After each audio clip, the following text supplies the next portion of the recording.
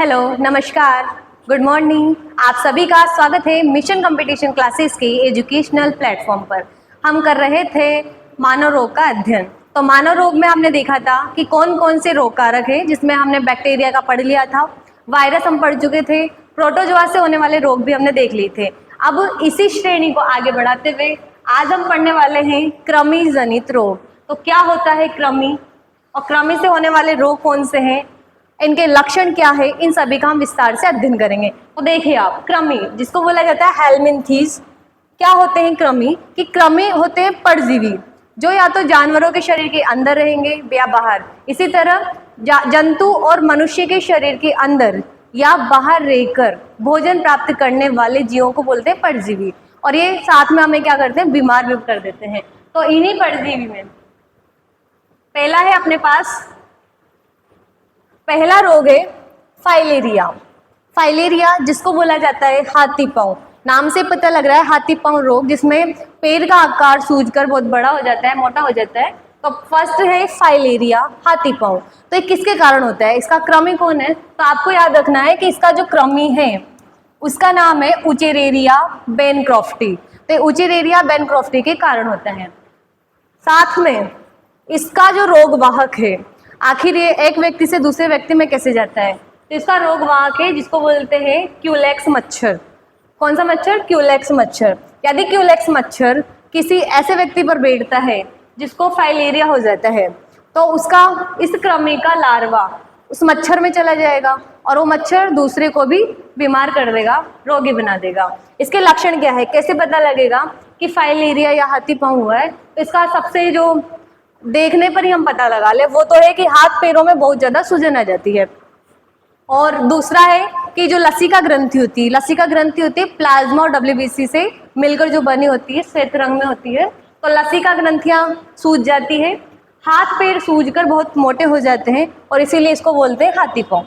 Second रोग है ascariasis. Ascariasis जिसे राउंड वर्म रोग भी कहा जाता है। राउंड वर्म रोग मतलब गोल कृमि। तो किसकी वजह से होता है एस्केरियासिस? ये होता है एस्केरिस लुम्ब्रिकोइडिस कृमि के कारण ये होता है। अब इससे संक्रमित अंग कौन सा है? तो इससे जो संक्रमित अंग होता है, या तो इसमें पेट होता है और पेट में भी विशेष रूप से, मुख्य रूप से छोटी आंत, छोटी आंत होती है इससे संक्रमित। इससे पेट दर्द होता है बहुत ज्यादा और इसका उपचार के लिए एल्बेंडाजोल की टेबलेट खिलाई जाती है। नेक्स्ट है थर्ड नंबर पे टेपवॉर्म, जिसे टीनियासिस भी बोलते हैं। और इसका जो कृमि है, इसको फैलाने वाला जो कृमि है वो है टीनिया सोलियम। टीनिया सोलियम के कारण होता है टीनियासिस और इससे संक्रमित अंग भी क्या है? छोटी आंत है। नेक्स्ट है नारू रोग, जो कि ये जल के कारण फैलता है, दूषित जल पीने से। यदि दूषित जल में ऐसा कोई कृमि है तो जल के साथ अपने शरीर में प्रवेश कर जाएगा। और वो रोग, वो कृमि कौन सा है? तो वो है ड्रेकनकुलस मेंडिनेसिस, वो कृमि है और इससे संक्रमित अंग भी होता है त्वचा। यदि कोई व्यक्ति से संक्रमित हो जाए तो उसकी त्वचा से श्वेत रंग में, सफेद रंग में धागे नुमा संरचना निकलने लगती है, उसे बोलते हैं नारू रोग या ड्रेकनकुलस मेंडिनेसिस, जो भी कृमि से होने वाले रोग है। तो जो चारों रोग है, फाइलेरिया, राउंड वर्म रोग और टेपवॉर्म और नारू रोग, ये तो होते हैं कृमि के कारण, कृमि के द्वारा। नेक्स्ट अपन देखते हैं कवक जनित रोग, फंगी डिजीज। किसे बोलते हैं फंगी डिजीज? कि जब भी कोई नमी के संपर्क में, या ये जो ज्यादातर जो कवक होते हैं वो होते हैं नमी वाले स्थानों पर। हमने देखा है कि जैसे कि फफूंद होती है, फफूंद है, इष्ट है, ये सभी क्या है? कवक के ही प्रकार है, फंगी है। ये जो फंगी है वो भी दो प्रकार की होती है। एक तो होती है यूनिसेलुलर अर्थात एक कोशिकीय, जिन्हें हम आंखों से नहीं देख सकते और इनको देखने के लिए हमें सूक्ष्मदर्शी की आवश्यकता होती है। और हमें बीमार करने वाले भी यही होते हैं। जो व्यक्ति बीमार होता है कवक के कारण, ज्यादातर किसके कारण होता है? एककोशिकीय यूनिसेलुलर कृमि के कारण, सॉरी कवक के कारण। और एक होते हैं बहुकोशिकीय, जिन्हें हम आंखों से देख सकते हैं।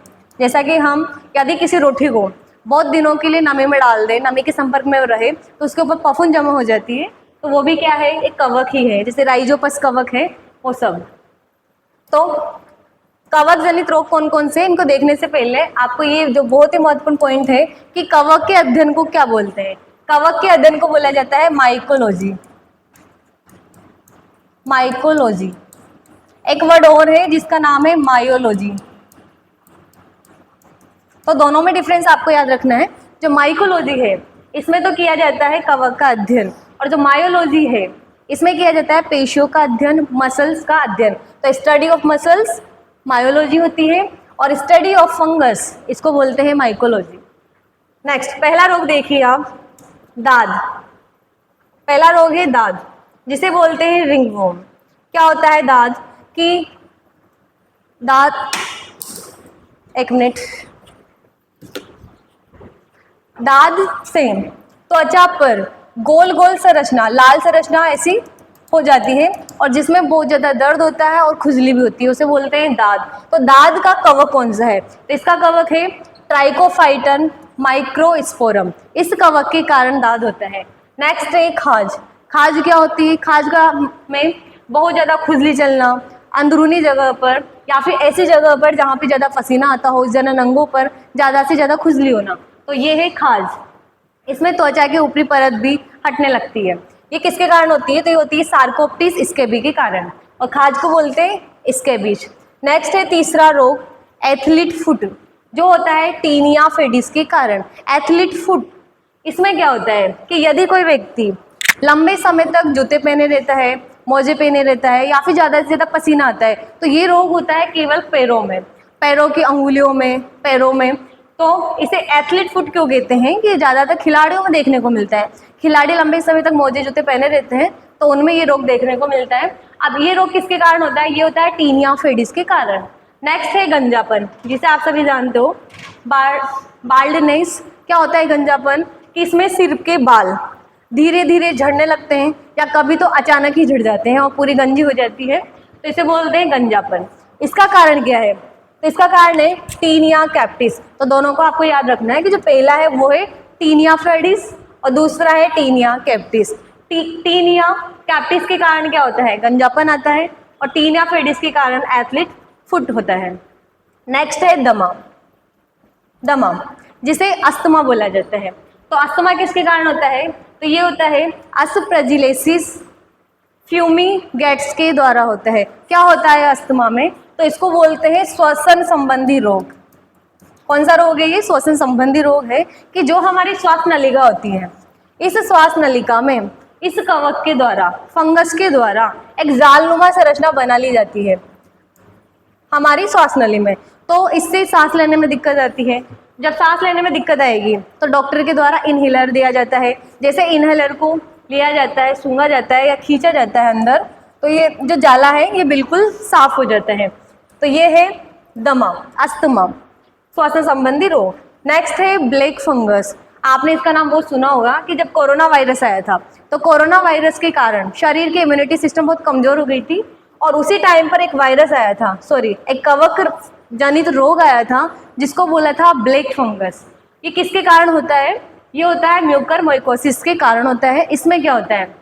इस रोग में चेहरा, आंखें या फिर शरीर के और अंग भी बहुत ज़्यादा सूजन आ जाती है, सांस लेने में बहुत ज़्यादा दिक्कत होने लग गई थी, खांसी और जुकाम भी इसमें बनी रहती है, और ऐसा लगता है जैसे कि कोरोना ही हो, कोरोना के लक्षण दिखाई देते हैं इसमें। नेक्स्ट है मोनीलियासिस, जिसे वाइट फंगस भी बोला जाता है। ऊपर वाला है ब्लैक फंगस और ये है वाइट फंगस, जिसे बोलते हैं मोनीलियासिस। ये किसके कारण होता है? तो होता है कैंडिडा के कारण, और इसे कैंडियासिस भी बोला जाता है। तो कैंडिडा एल्बिगन्स के कारण ये होता है। तो यह है हमारे पास महत्वपूर्ण कवक जनित रोग। साथ में हमने पढ़े कृमि जनित रोग। हम नेक्स्ट क्लास में चर्चा करेंगे आगे के बारे में, जिसमें हम वैक्सीन, टीका और पशु जनित रोगों के बारे में भी हम देखेंगे। तो अगर आपको वीडियो अच्छी लगी हो तो ज़रूर लाइक करें, शेयर करें, कमेंट करें और हमारे चैनल को सब्सक्राइब करें। Thank you.